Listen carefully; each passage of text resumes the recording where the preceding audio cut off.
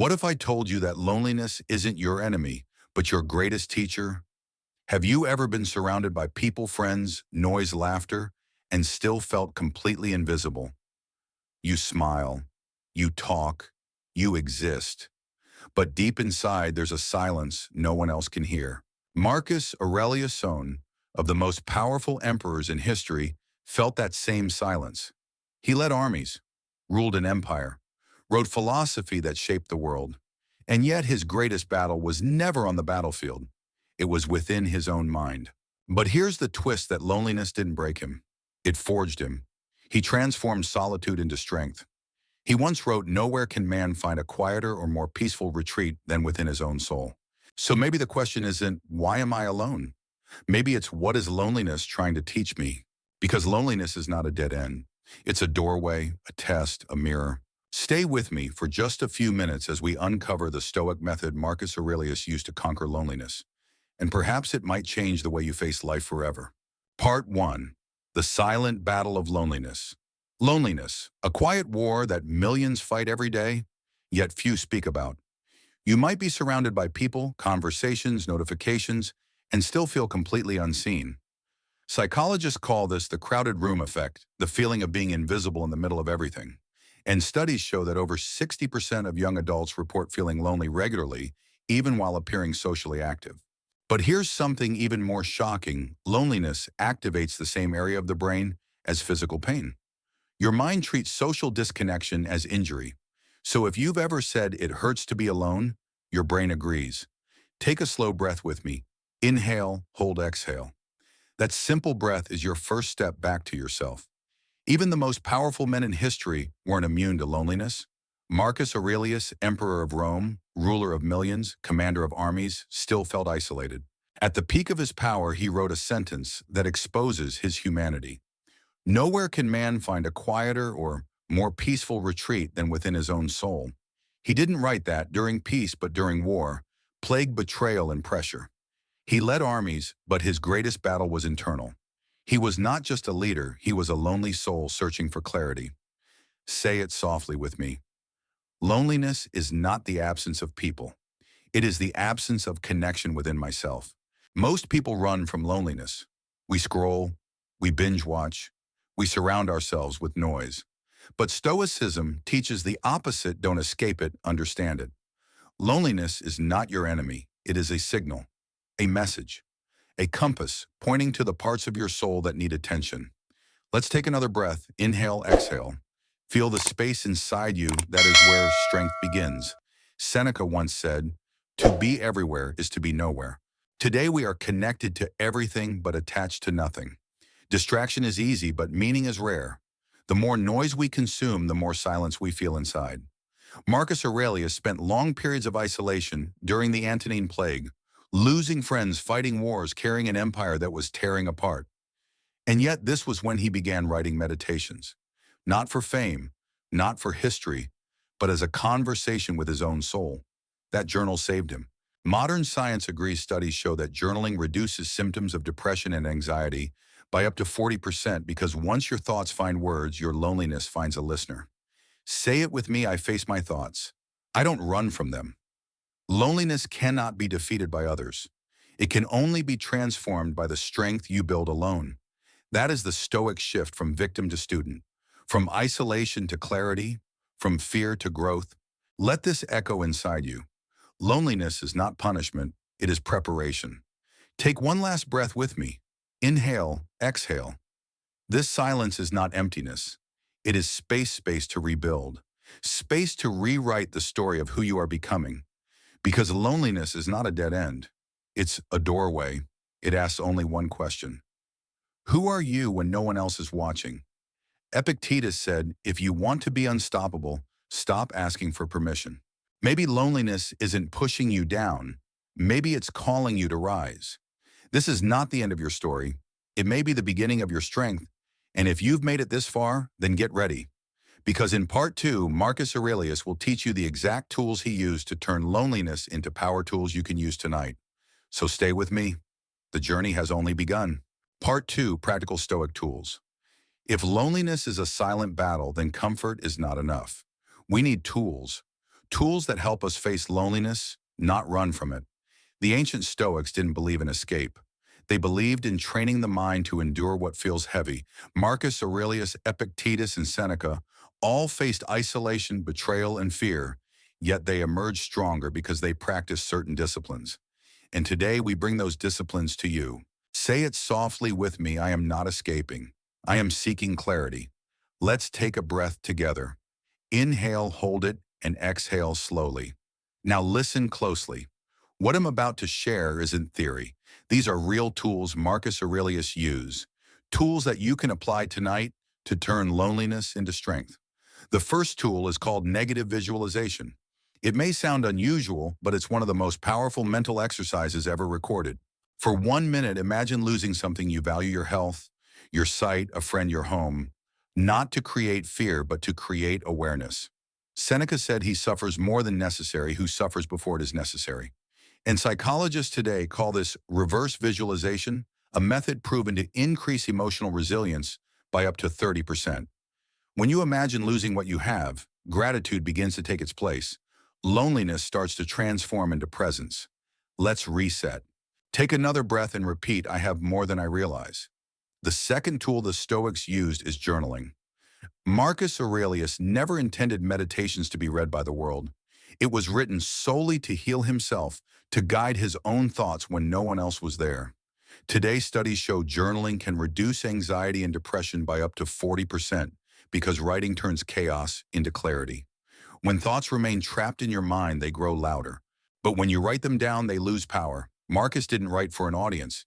He wrote to face himself. And that is what you must do too. So try this tonight. Ask yourself 3 questions. What am I truly feeling right now? Why am I feeling this? What can I control in this moment? Write the answers.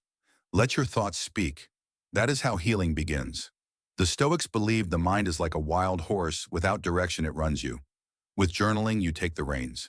Let's take one more breath. Inhale, exhale, then say it with me. I face my thoughts. I don't run from them. Now for the third tool, perhaps the most powerful of all: control what you can. Epictetus said, some things are in our control, others are not. You cannot control who texts you back. You cannot control who understands you. You cannot control who stays or who leaves. But you can control your habits.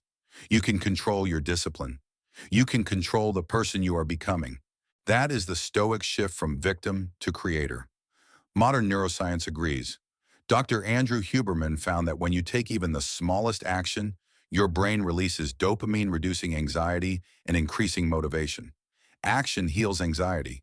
So when loneliness arrives, do something. Clean your room, go for a walk, study for 20 minutes, write a sentence, move your body. Every small action sends a message to your brain, I am not powerless. And slowly that message becomes truth. Say it once more clearly, I don't control everything, but I control how I rise. Let's reset again. Inhale, hold, exhale. You now have 3 tools, not ideas but tools. And tools, when used consistently, become transformation. So tonight, spend just 10 minutes alone. No phone, no noise, no distractions. And go through the Stoic challenge. Negative visualization. What would you miss if it disappeared? Journaling. What is loneliness trying to teach you? Control. What small action can you take right now? Marcus Aurelius once wrote, waste no more time arguing what a good man should be. Be one. That sentence is not just advice, it is an invitation, a doorway, a challenge. And our journey doesn't end here. In fact, this is only the beginning.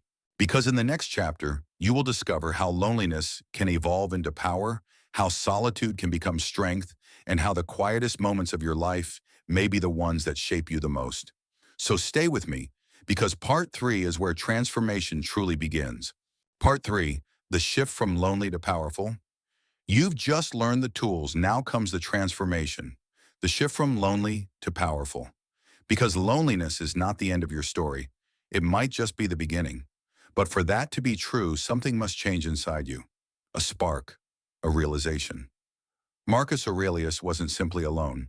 He was surrounded by betrayal, war, pressure, and loss. People bowed to him, but few stood with him. And yet he found strength in silence. He wrote, the world is nothing but change. Our life is only perception. Those words reveal something profound. Loneliness doesn't hurt us. Our perception of loneliness does. So take a breath with me. Inhale, exhale. And consider this. What if solitude isn't emptiness, but opportunity? What if loneliness isn't a void, but a mirror? A moment to truly see who you are, without distractions, without expectations, without noise. Let's reset. Say it softly, I choose to see my loneliness differently. Psychologists have found that people who reframe loneliness, who view it as growth instead of punishment, recover emotionally 3 times faster than those who resist it. That means your pain depends on your perspective. There's a story about Marcus Aurelius during his final military campaign. His health was declining, his generals pressured him, his empire was unstable. But at night while others slept, Marcus wrote in his journal, "Waste no more time arguing what a good man should be. Be one." That single sentence shows us the Stoic shift. Stop waiting for the world to validate you.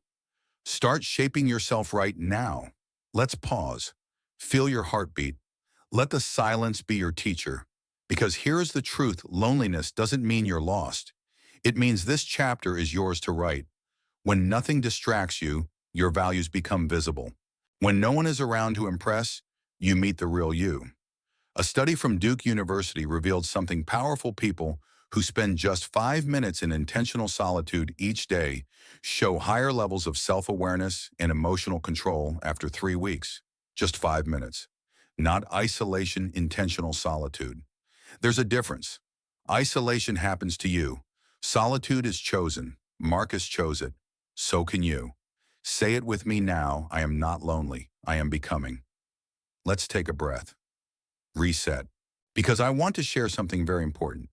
There is a moment in everyone's life when the external world goes quiet, when friends grow distant, when distractions stop working, when success feels empty.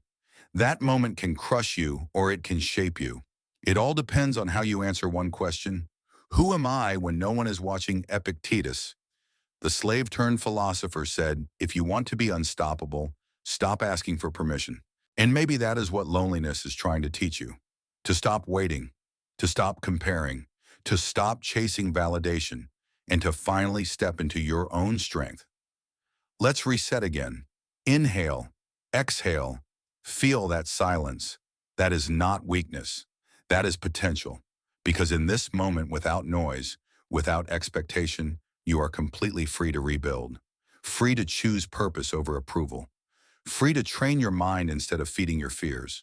Marcus Aurelius called this living according to nature, acting in alignment with your values, rather than letting the world shape you.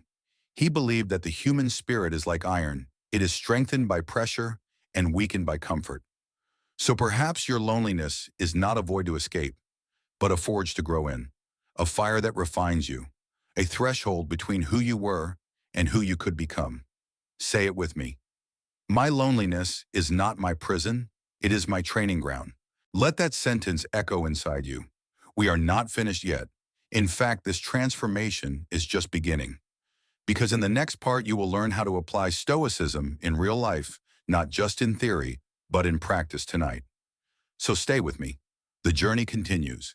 Because warriors are not born in crowds, they are forged in solitude. Part 4, Real-Life Application. You've walked through the silence. You've learned the Stoic tools. You've felt the shift from loneliness to strength.